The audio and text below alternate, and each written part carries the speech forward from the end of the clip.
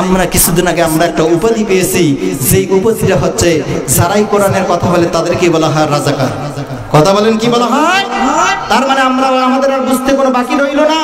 ওই জামানার দুষ্ট কাফিরগুলো যে ব্যঙ্গ নাম তৈরি করেছিল, আজও যারা বাংলার জমিনে কোরআন প্রচার করতেছে তাদেরও নামগুলো ব্যঙ্গাত্ব করে তারা নাম রেখেছে রাজাকার। কথা বলেন ঠিক কিনা? মুসলমান আওয়াজ দিতে হবে, আমরা রাজাকার হতে পারি। আমরা তো বলেছিলাম যারা বাংলাদেশের আলেম ওলামাদেরকে রাজাকার বলে গালি দিছে, যারা বলেছে এটা পাকিস্তানের রাজাকার, আমরা ওই সময় বলেছিলাম পাকিস্তানের রাজাকার ঠিকই আছে। যারা ভারতের রাজাকার, যারা ভারতের দালালি করেছে, পাকিস্তানের রাজাকাররা আজকে বাংলাদেশে বসবাস করতেছে, আর যারা ভারতের দালালি করেছে তাদের স্থান এই বাংলার জমিনে হয়নি। কথা বলেন ঠিক কিনা? ওখান থেকে শিক্ষা গ্রহণ করতে হবে। যারা কোরআনগুলোকে স্তব্ধ করে দেওয়ার চিন্তা ভাবনা করতেছে, সেই সমস্ত নেতা নেত্রীগুলো আল্লাহর কোরআনের কথা মসজিদে বলা নিষেধ করে দিচ্ছে, আমরাও তো বলি ওখান থেকে শিক্ষা গ্রহণ করেন। বাংলাদেশের সমস্ত তৌহিদি যদি একবার খেপে যায় আপনাদেরও এই বাংলার জমিনে আর স্থান হবে না। কথা বলেন ঠিক কিনা? আমরা তো দেখেছি তাদের নাইলে স্থান হয়েছে দাদাবাবুর দেশে, কিন্তু পরবর্তী যারা কোরআনকে নিষিদ্ধ করার চিন্তা ভাবনা করতেছে তারা কোন দেশে চলে যাবে বলেন তো? তারা কোন দেশে যাওয়ার রাস্তা আছে?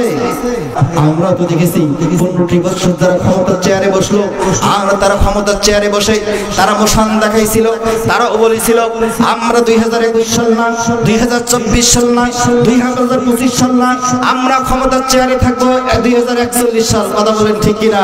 কিন্তু আল্লাহ তাআলা বললেন না, আমি এটা কখনো বরদাস্ত করতে পারি না।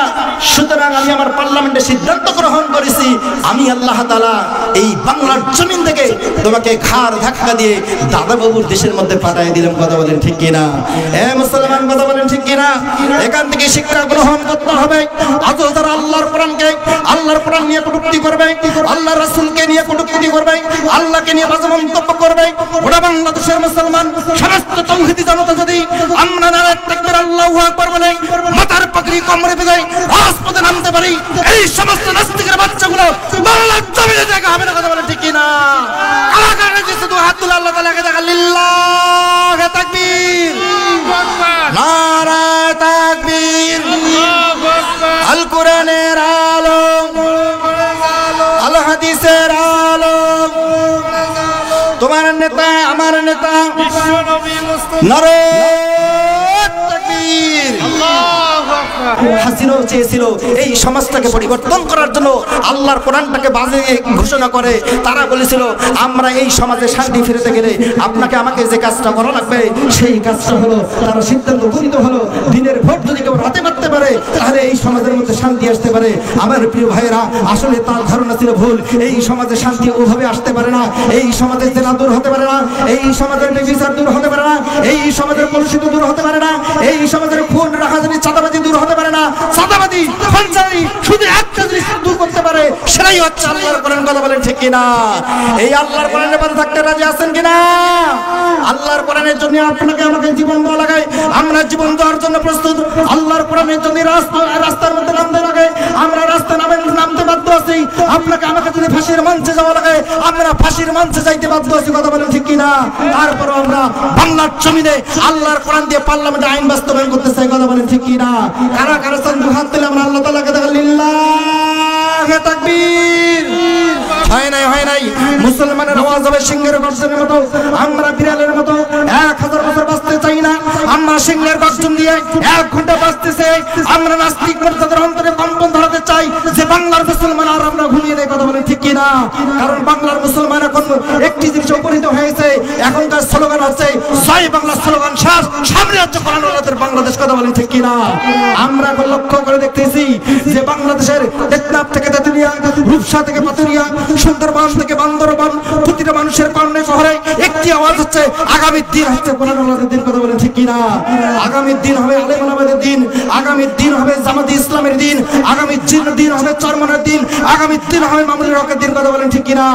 আর আপনি আমি সিদ্ধান্ত গ্রহণ করি, কোরআন আছে যেখানে আমরা আছি সেখানে, কোরআন নাই যেখানে। আমরাও সিদ্ধান্ত গ্রহণ করছি।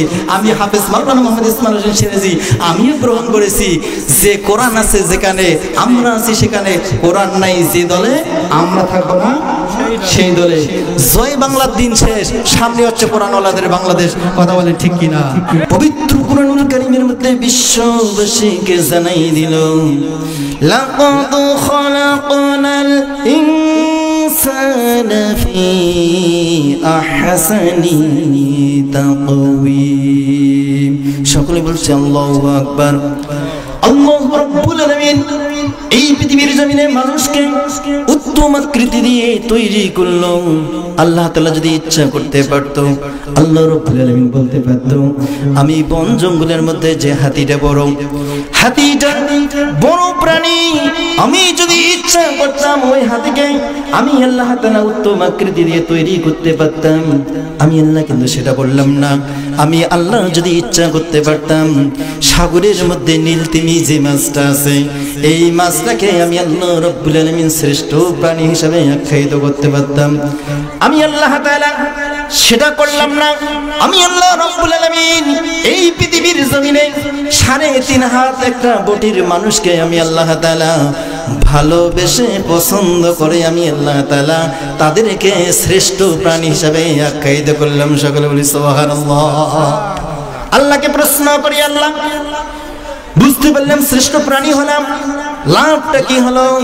আল্লাহ রাব্বুল আলামিন বলল, আমার গোলামেরা, আমি আল্লাহ রাব্বুল আলামিন জানাই দিলাম, ইন্নাল্লাযীনা আমানু ওয়া আমিলুস সালিহাতি কানাত লাহুম জান্নাতুল ফিরদাউসি নুজুলা।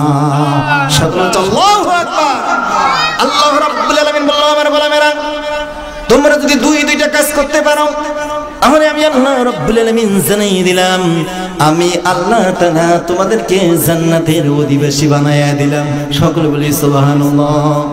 প্রথম নম্বর যে শর্তটা হচ্ছে ইন্নাল্লাযীনা আমানু, নিশ্চয়ই যারা ঈমান আনয়ন করলো, ওয়া আমিলুস সলিহাত, তার মানে ঈমান আনার পর আপনাকে আমাকে যে কাজটা করা লাগবে সেটার নাম হচ্ছে সৎ আমল, ভালো কাজ, নেক আমল, আমলে সলেহ করতে হবে।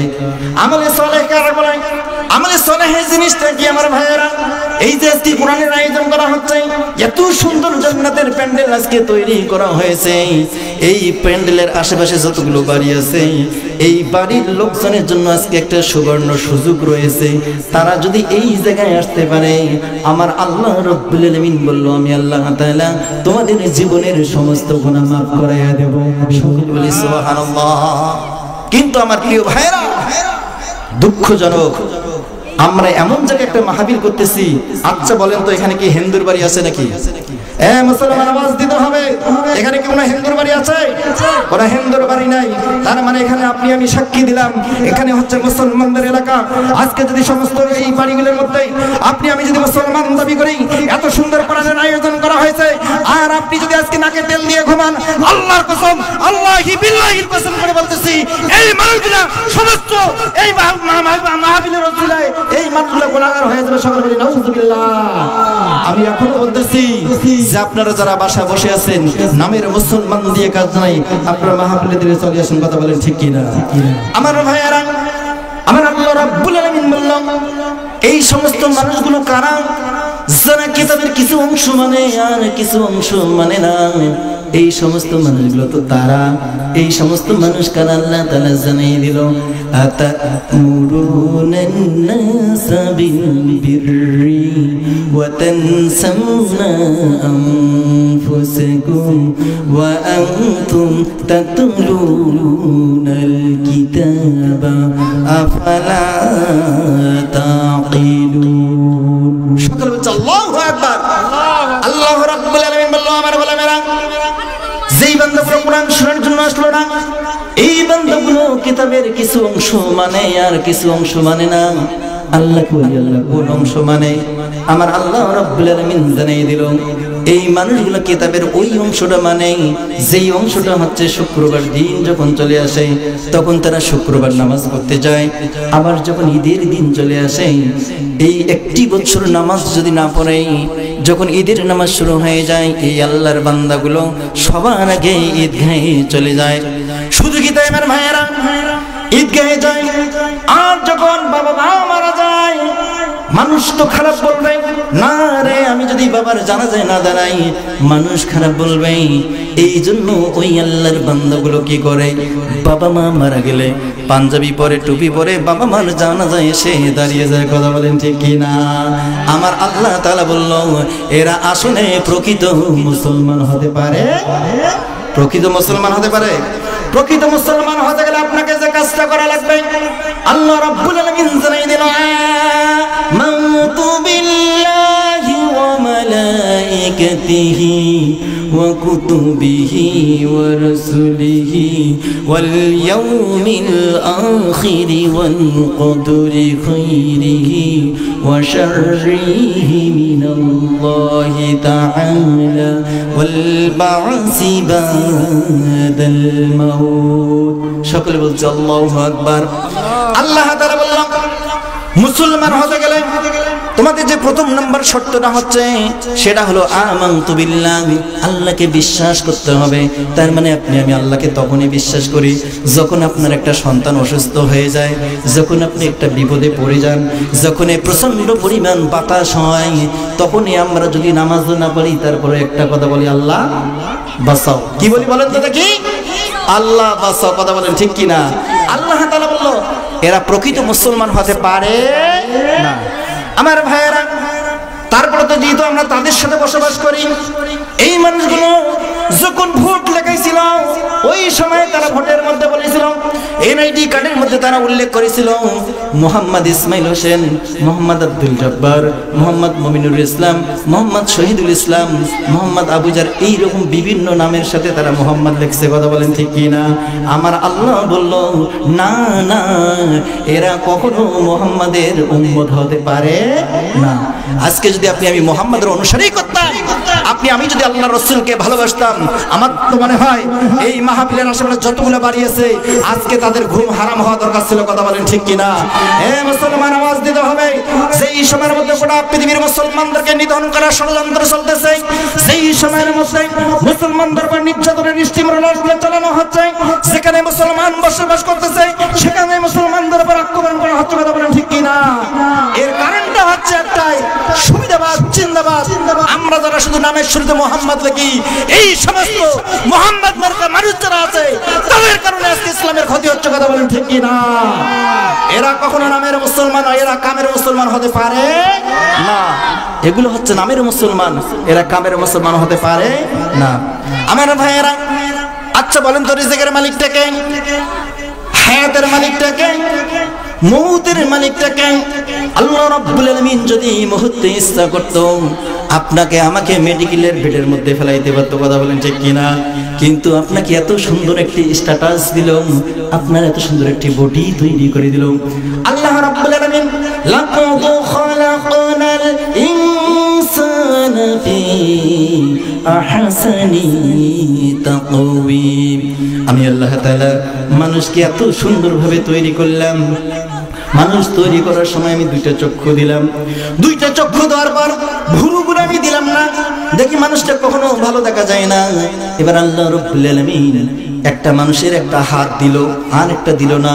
আল্লাহ লক্ষ্য করে দেখেন না রে একটা হাত তো কখনো ভালো দেখা যায় না। আমার আল্লাহ রাব্বুল আলামিন দুইটা কানের ব্যবস্থা করে দিল। একটা কান যদি আপনার থাকে আর একটা কান যদি আপনার না থাকে আপনাকে ভালো দেখা যাবে যাবে না। আল্লাহ রাব্বুল আলামিন জানিয়ে দিল আমার গোলামেরা প্রতিটা জিনিস জোড়া জোড়া আমি আল্লাহ তাআলা তৈরি করে দিলাম যাতে করে এই সৃষ্টি জীবের মধ্যেই তোমরা হয়ে যাও শ্রেষ্ঠ জীব। সকলে বলি সুবহানাল্লাহ। আমার ভাইয়েরা সেই আল্লাহকে তারা কেমন করে ভুলতে পারে? আল্লাহ রাব্বুল আলামিন জানিয়ে দিল হাল আতা আলাল ইনসানি হিনুম মিনাদ الدهر لم يكن شيئا مذكورا সকলে বলছে আল্লাহু আকবার আল্লাহ রাব্বুল আলামিন বললেন আমার গোলামেরা তুমি যখন এই মায়ের পেট থেকে এই জন্মভূমিতে যখন তুমি পদার্পণ করলে আমি আল্লাহ যদি ইচ্ছা করতাম মায়ের পেটে তোমাকে অন্ধ করে দিতাম তাহলে তোমার করার কিছু ছিল আল্লাহ যদি ইচ্ছা করত মায়ের পেটে আপনাকে আমাকে প্রতিবন্ধী বানাইতে পারত কি পারত না কিন্তু আল্লাহ রাব্বুল আলামিন সেটা করল না আল্লাহ তাআলা ভালোবেসে পছন্দ করে আপনাকে আমাকে সুন্দর একটি বডি দিয়ে এই বিশ্ব জগতে আপনার আমার একটা পরিচয় করে দিল লাকাদ খালাকনাল ইনসান ফি আহসানি তাকওয়িম আমি আল্লাহ তাআলা মানুষকে উত্তম আকৃতি দিয়ে তৈরি করলাম সকলে বলি সুবহানাল্লাহ আমার প্রিয় ভাইরা আল্লাহকে প্রশ্ন করি আল্লাহ যদি উত্তম আকৃতি দিয়ে তৈরি করে থাকো তাহলে জাহান্নাম কেন তৈরি করলে প্রশ্ন হয় কি হয় না ও আল্লাহ জান্নাত তৈরি করতে তো হলো কিন্তু আল্লাহ রাব্বুল আলামিন বললেন যারা আমার কমান মানবে না যারা আমার হুকুম মানবে না আমি আল্লাহ রাব্বুল আলামিন এই বান্দাগুলোকে জাহান্নামের অধিবাসী বানায়া দেব সকলে বলি নাউজুবিল্লাহ আমার প্রিয় ভাইরা আল্লাহ রাব্বুল আলামিন এই কুরআনুল কারীম খানা যখন নাযিল করলেন তার রাসূলের উপর যখন রাসূল সাল্লাল্লাহু আলাইহি ওয়াসাল্লাম কোরআনের দাওয়াত শুরু করে দিল মানুষের মাঝে দুষ্ট কাফের ইহুদি নাসরা খ্রিস্টান বৌদ্ধ যারা আছেন এই মানুষগুলো কি করলো আল্লাহর নবীকে অত্যাচার করা শুরু করে দিল সকল বলি নাউজুবিল্লাহ আল্লাহর নবীকে কি করা শুরু করে দিল অত্যাচার করা শুরু করে দিল যে আল্লাহর জমিনে কোন কোরআনের আলোচনা করা যাবে না কোরআন প্রচার করা যাবে না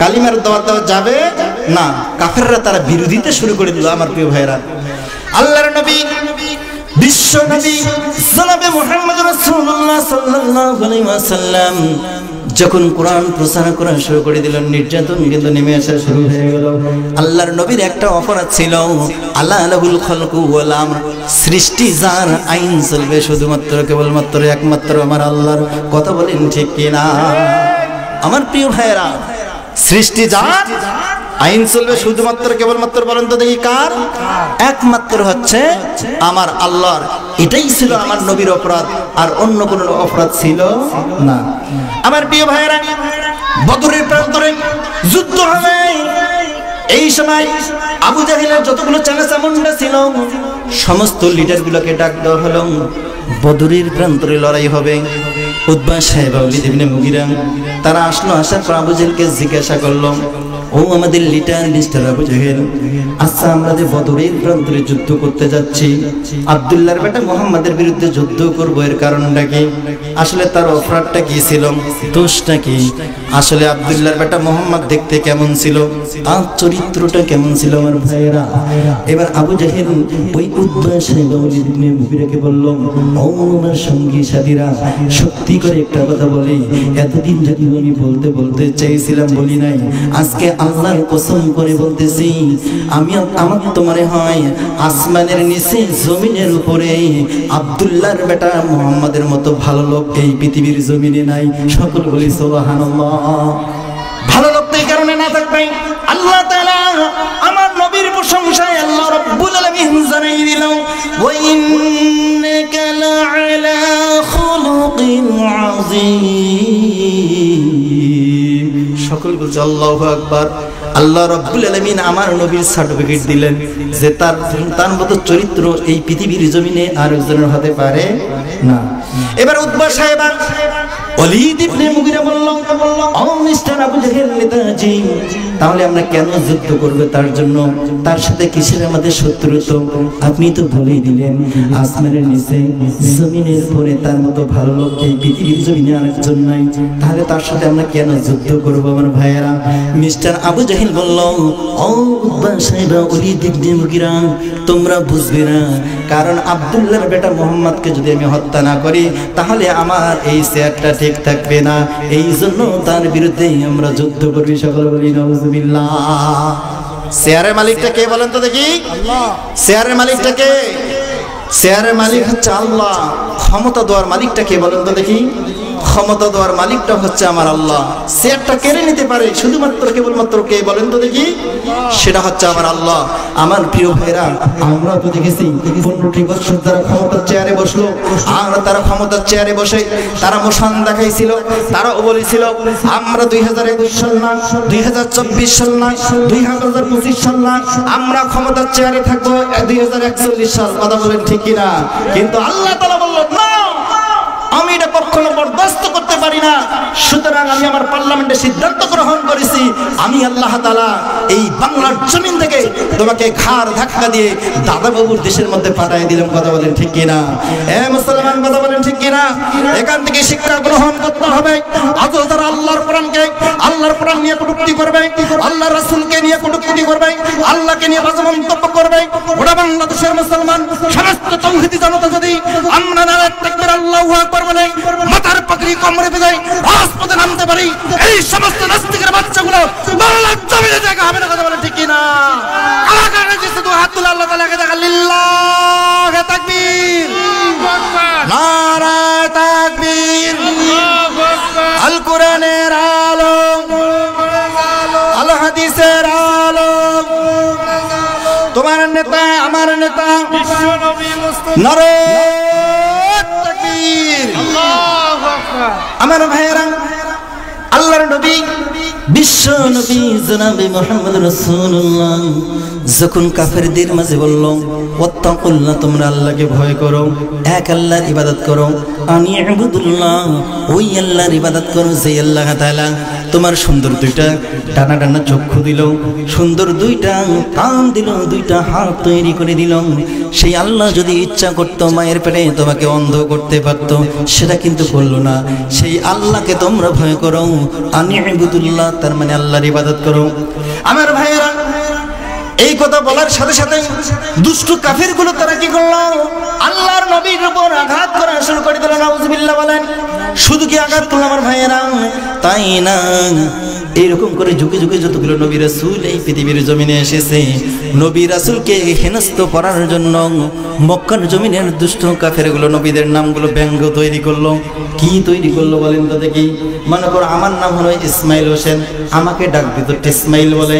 আল্লাহর নবীর নাম মুহাম্মদ। এই দুষ্ট কাফের এরা কি করলো? আল্লাহর নবীর নামটাকে ব্যঙ্গ তৈরি করলো। নামটা এভাবে তারা বললো যে মুহাম্মদ নাম আর বলা যাবে না, এনার নাম হচ্ছে মুজান্নাম। কি বলেন তো দেখি? মুজান্নাম। আর এর অর্থটা দাঁড়াচ্ছে অপ্রশংসিত। মুহাম্মদ শব্দের অর্থ ছিল প্রশংসিত, আর মক্কার জমিনের কাফেরগুলো এই নামটাকে একটা ব্যঙ্গ তৈরি করলো, দিয়ে বললো মুজান্নাম, তার মানে অপ্রশংসিত। আমার ভাইয়েরা, তার মানে আল্লাহর নবীর অফারটা ছিল, তিনি বলছে আলাহুল খালকু ওয়ারাম, সৃষ্টি যারা আইন চলবে তার, ইনিল হুকমু ইল্লা লিল্লাহ, হুকুম আইন চলবে শুধুমাত্র কেবলমাত্র একমাত্র তার। এই কথা বলার কারণে আমার নবীর নামটা তারা ব্যঙ্গ করে দিল। সকল বলি নাউজুবিল্লাহ। তার মানে এখান থেকে প্রমাণিত হয়ে গেল, যারাই কোরআনের কথা বলবে তাদের নামগুলো ব্যঙ্গাত্ম করা হবে। কথা বলেন ঠিক কিনা? এভাবে দাউদ আলাইহিস সালাম যখন বলতো আনি ইবাদুল্লাহ ওয়াত্তাকুল্লাহ, এক আল্লাহর ইবাদত করো, সেই আল্লাহকে ভয় করো, ওই জামানার কাফেরগুলো তারা বলল দাউদের এই নাম রাখা যাবে না। সুতরাং দাউদের নামটা কেটে দিয়ে তারা বলল দাউদের নামটা দেওয়া হয়েছে ডেভিড। কি বলেন তো দেখি? নাম ব্যঙ্গ নাম তৈরি করলো ডেভিড। ইব্রাহিম আলাইহিস সালাম ঠিক একই অবস্থা, কালিমার তত্ত্ব শুরু করলো। ইব্রাহিম আলাইহিস সালামের নামটা কেটে দিয়ে তারা বলল ইব্রাহিম হবে না, এই নামটাকে পরিবর্তন করে তারা বলল আব্রাহাম। কি বলেন তো দেখি? আব্রাহাম। বাবা আদম আলাইহিস সালামের নামটাকে তারা ব্যঙ্গ করে বলল আদম হবে না, এনার নাম হচ্ছে অ্যাডম। কি বলেন তো দেখি? অ্যাডম। তার মানে যুগে যুগে যতগুলো নবী রাসূল এই পৃথিবীর জমিনে এসেছে, দুষ্ট কাফেরগুলো তারা কি করলো? ব্যঙ্গ নাম তৈরি করেছে। ওখান থেকে শুরু হয়ে গেল আমার ভাইয়েরা।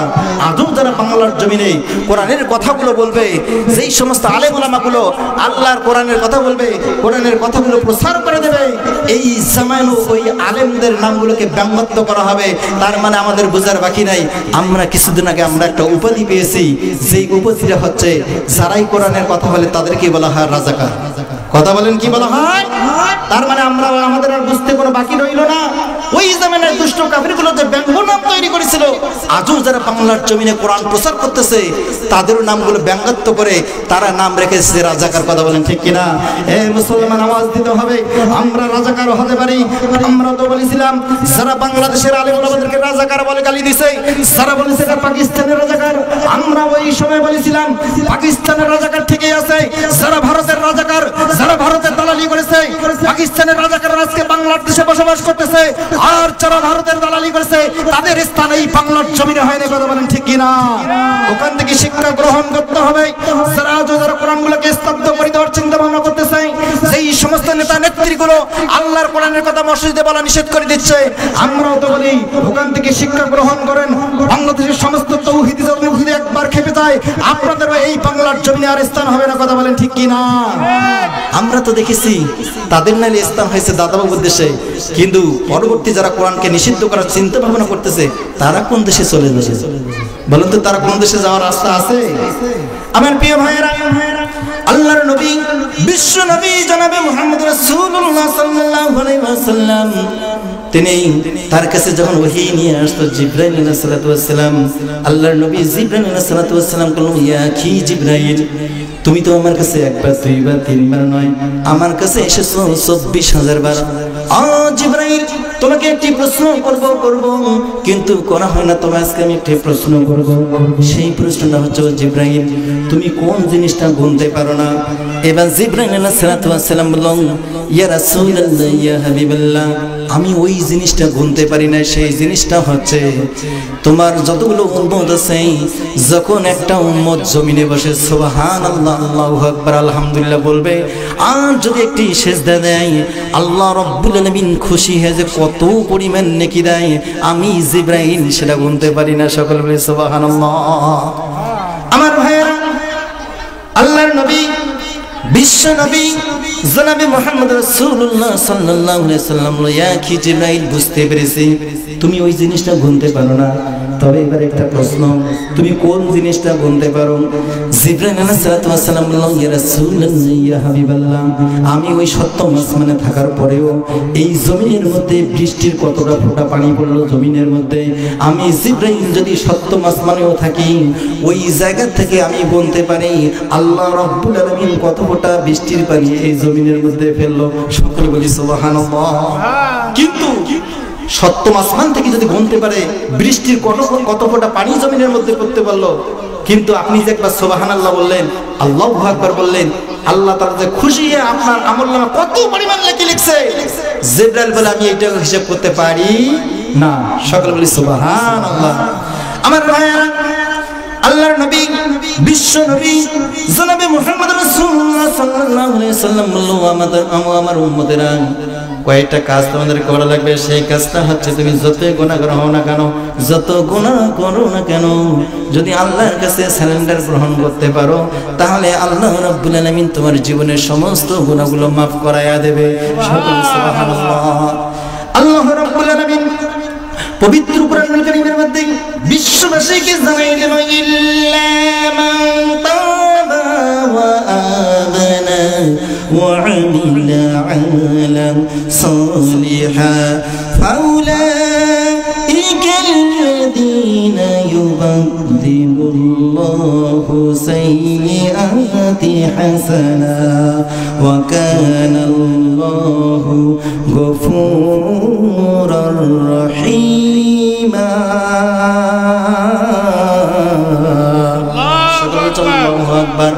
আল্লাহ রাব্বুল আলামিন আমার গোলামেরা, এই যে আজকে তাফসীর মাহফিলের আয়োজন যারা করলো, আর যারা শোনার জন্য আসলো, আমি আল্লাহ জানাই দিলাম, কিছু কিছু বান্দা আছে এত পরিমাণ গুনাহ করেছি, গুনার ভয়ে আমরা আসতে চাই না, মসজিদে নামাজে যাইতে চাই না, ভয় পাই, তার মানে আমি গুনাহগার, আমি গুনাহ করেছি।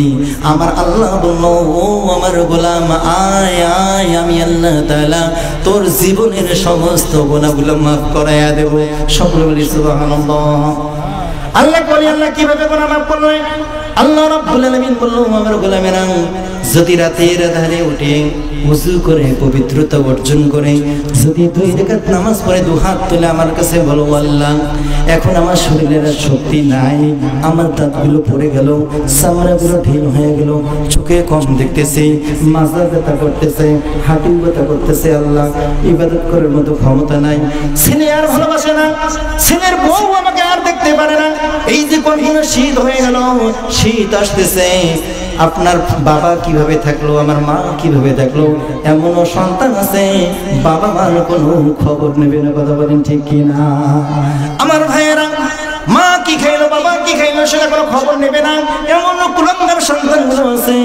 আল্লাহ রাব্বুল আলামিন বলল আমার বান্দা যখন দাড়িগুলো পেকে যায়, চোখে কম দেখে, শরীরের শক্তিটা হারিয়ে ফেলে, এই সময় দুনিয়ার সমস্ত মানুষগুলো তোমাকে ভুলতে পারে, কিন্তু একমাত্র আমি আল্লাহ তোমাকে ভুলতে পারি না।